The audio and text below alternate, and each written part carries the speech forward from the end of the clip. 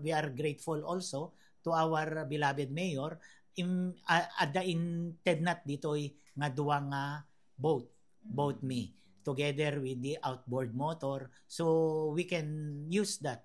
At datoy inted ng boat nga for flooding, ako na datoy for flooding is talagang medyo nalaglagan kaysa datay nagatang mi.